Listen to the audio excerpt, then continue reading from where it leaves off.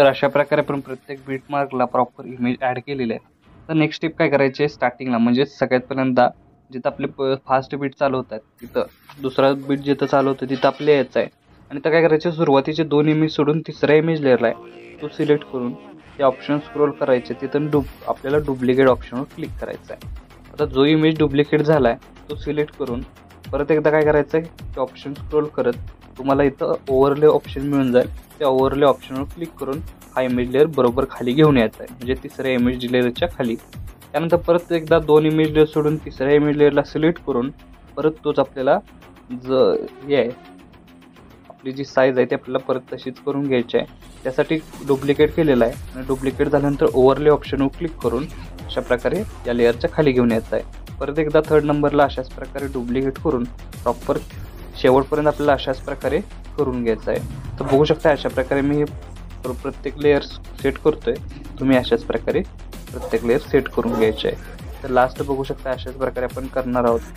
आणि झाल्यानंतर प्रॉपर असं याचा लुक येऊन जाणार आहे. ओव्हरले केल्यानंतर प्रॉपर असं ते सेट करायचं आहे. तर नेक्स्ट स्टेप काय करायचं आहे, ज्या लेअर आपण ओव्हरले केल्या त्याचे जे मेन लेअर आहेत ते आपल्याला सिलेक्ट करून ॲडजस्टमध्ये जाऊन सॅच्युरेशनमध्ये जाऊन -50 करून घ्यायचं आहे.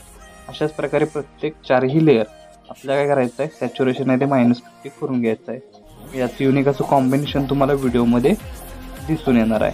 अशाच प्रकारे शेवटपर्यंत काय करायचं आहे, आपल्याला प्रॉपर याचं सॅच्युरेशन आहे ते -50 करून घ्यायचं आहे. तर नेक्स्ट स्टेप काय करायचे, स्टार्टिंगला येऊन खालील प्लसचे नाव क्लिक करून आपल्या PNG सगळ्यात पहिल्यांदा अशा प्रकारे दिलेला आहे. त्याची साईज कमी जास्त करून सगळ्यात पहिल्यांदा ॲड करून त्याची लेंथ आहे ती इमेजच्या एक इमेजपर्यंतच ठेवून घ्यायची, म्हणजे जेवढी आपली लांब इमेज आहे तेवढीपर्यंतच ठेवून तिथपासून परत एकदा ॲड ओव्हरलेमध्ये जाऊन दुसरी इमेज म्हणजे PNG ॲड करून आपल्याला काय करायचं अशा प्रकारे थोडी साईज कमी जास्त करून वरती सेट करायची आहे.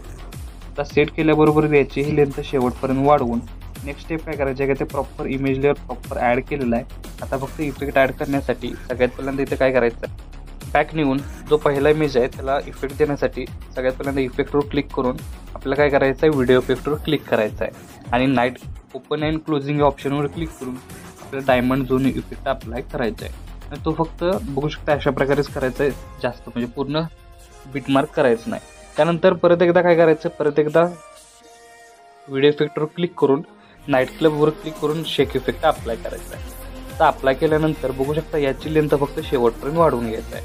आणि त्यानंतर हा इमेज लेअर सिलेक्ट करून ॲनिमेशनमध्ये येऊन कॉम्बोमध्ये येऊन बघू शकता अशा प्रकारे तुम्हाला इफेक्ट काय करायचं आहे, अप्लाय करून घ्यायचं. तुम्ही कोणताही इफेक्ट ॲड करू शकता. स्ट्रेच अँड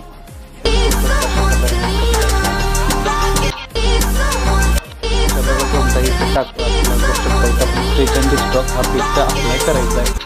अप्लाय केल्यानंतर हा ॲनिमेशन झालेला आहे आपलं क्रिएटिव्ह. तर सेकंड ॲनिमेशनसाठी बघू शकता, सेकंड ॲनिमेशन आपल्याला सिलेक्ट करून ॲनिमेशनमध्ये यायचं आहे, कॉम्बोमध्ये यायचं आणि तोच इफेक्ट परत एकदा अप्लाय करायचा आहे. त्यानंतर यासमोर इमेज लेअरला क्लिक करून ॲनिमेशनमध्ये यायचं आहे, कॉम्बोमध्ये यायचं आहे आणि बघू शकता इथं तुम्हाला अशा प्रकारे ओव्हरऑल लुक दिसून येणार आहे. तर हा इफेक्ट बघू शकता तुम्ही, डिस्ट्रॉय अँड स्ट्रेच म्हणून हा जो 5 नंबरचा इफेक्ट आहे तो अप्लाय करायचा आहे. त्यानंतर 3rd नंबरला इथं काय करायचं आहे, बघू शकता अशा प्रकारे इथं जो बॅकची लेअर आहे ते आपल्याला सिलेक्ट करून जो फ्रंटचा इमेज आहे तो सिलेक्ट करायचा आहे आणि ॲनिमेशनमध्ये येऊन कॉम्बोमध्ये येऊन बघू शकता स्लाइड अँड रोटेट टू हा इफेक्ट अप्लाय करायचा आहे. त्यानंतर यासमोरील इमेज लेअरला सिलेक्ट करण्यासाठी परत एकदा इमेज लेअरला क्लिक करून ॲनिमेशनमध्ये यायचं आहे. इन ॲनिमेशनमध्ये जाऊन रोटेट अँड रोटेशन ओपनिंग अशा प्रकारे अप्लाय करून घ्यायचं आहे. त्यानंतर यासमोरील इमेज लेअरला सिलेक्ट करून ॲनिमेशनमध्ये येऊन इन ॲनिमेशनमध्ये येऊन किंवा आउट ॲनिमेशनमध्ये येऊन तुम्ही बघू शकता अशा प्रकारे तुम्हाला इथं ॲनिमेशन दिसून येणार आहे. तर इथं तुम्ही बघू शकता 3 लेअर. त्यासाठी काय करायचं आहे, बॅक निघून आपल्याला इफेक्टमध्ये जायचं आहे, व्हिडिओ इफेक्टवर क्लिक करून इथं बघू शकता तुम्हाला स्प्लिट हा ऑप्शन स्क्रोल करून 3 लेअर हा इफेक्ट अप्लाय करायचा आहे. तर अशाच प्रकारे 3 लेअर अप्लाय केल्यानंतर परत यासमोरील इमेज लेअर सिलेक्ट करून ॲनिमेशनमध्ये यायचं आहे. ॲनिमेशनमध्ये आल्यानंतर बघू शकता हा जो इफेक्ट आहे तो 3 लेअर आहे. त्यासाठी ॲनिमेशनमध्ये येऊन कॉम्बोमध्ये येऊन ट्रिपलेट 2 हा इफेक्ट अप्लाय करायचा आहे. अप्लाय केल्याबरोबरच यासमोरील इमेज लेअरला सिलेक्ट करून ॲनिमेशनमध्ये यायचं आहे, कॉम्बोमध्ये यायचं आहे. बघू शकता अशा प्रकारे तुम्हाला इथं काय होणार आहे की हा इफेक्ट अप्लाय होणार आहे. तर इन ॲनिमेशनमध्ये तुम्ही 5 नंबरला हा इफेक्ट बघू शकता, व्हायब्रेशन आणि अशा प्रकारे अप्लाय केल्यानंतर परत एकदा बॅक निघून ॲनिमेशनमध्ये यायचं आहे, कॉम्बोमध्ये यायचं आहे आणि पहिला इफेक्ट अप्लाय करायचा आहे, स्ट्रेच अँड डिस्ट्रॉय. त्यानंतर परत एकदा 3 लेयर आलेला आहे. तर परत एकदा फ्रंट इमेज लेअर ॲनिमेशनमध्ये क्लिक करून क्वार्टर 1 हा इफेक्ट अप्लाय करायचा आहे.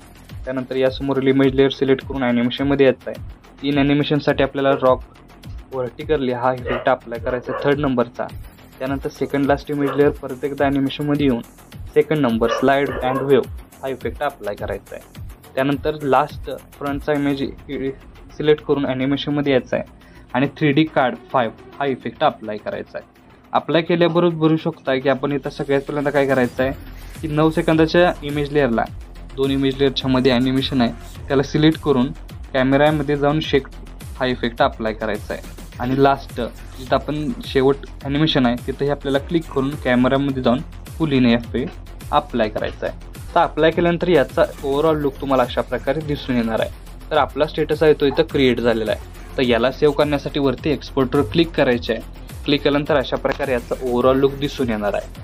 तर आपला स्टेटस आहे तो इथं क्रिएट झालेला आहे. आता याला सेव्ह करण्यासाठी बघू शकता अशा प्रकारे प्रोसेस होऊन जाईल.